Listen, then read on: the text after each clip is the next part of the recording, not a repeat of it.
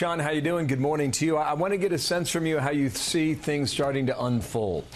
You have the president say they were spying on the campaign. You were in the middle of all that then. Clapper admits that in so many words, but doesn't tell the campaign. What's up as you see it now, Sean?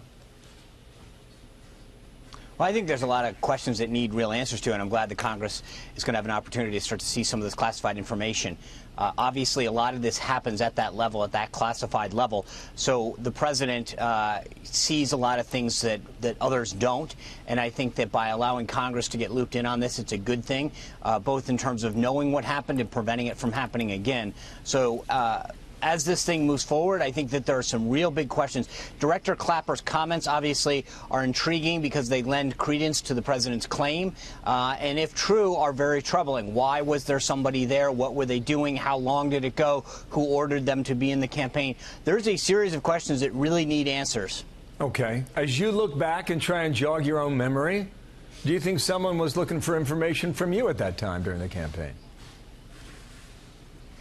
No, we had a hard enough time getting people to pay attention to why we thought we were going to win the race. So, you know, I always get a kick out of these people talking about collusion when, up until President Trump won the election, the idea that people thought we had a credible chance was, you know, the New York Times gives, I think, a 93% chance of losing. And then suddenly, after President Trump pulls out this victory, it's, you know, they're making every excuse in the world. So, I think we had our heads down to the grindstone, focused on trying to get people out to the polls and selling the president's message and agenda as a candidate. On that point, when they talk about collusion, I don't know how you respond to it, but my observation was that you guys were flying by the seat of your pants.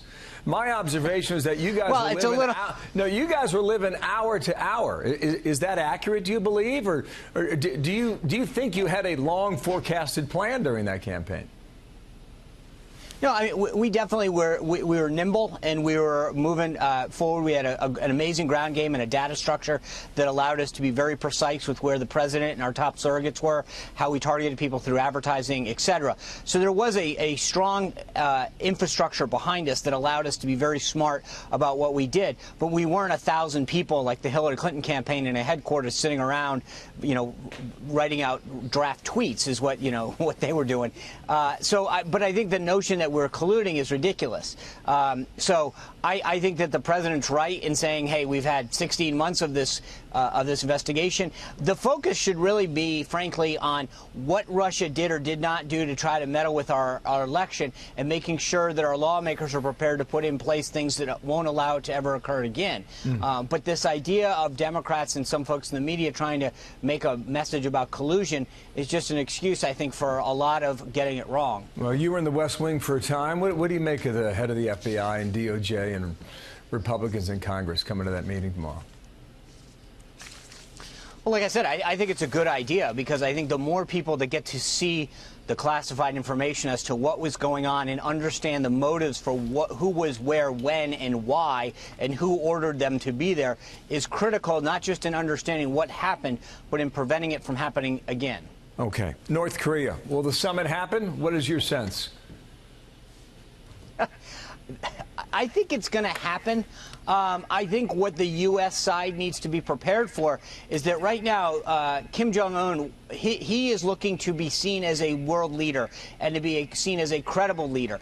By sitting down with a U.S. president at the table, that in and of itself gets him everything that he wants. He wants to be seen as a player, and so we've got to make sure that the concessions that he makes are at the front of this before we even sit down and not give him the opportunity to be seen as a world leader without getting the concessions that we need to make sure that the Korean Peninsula is denuclearized.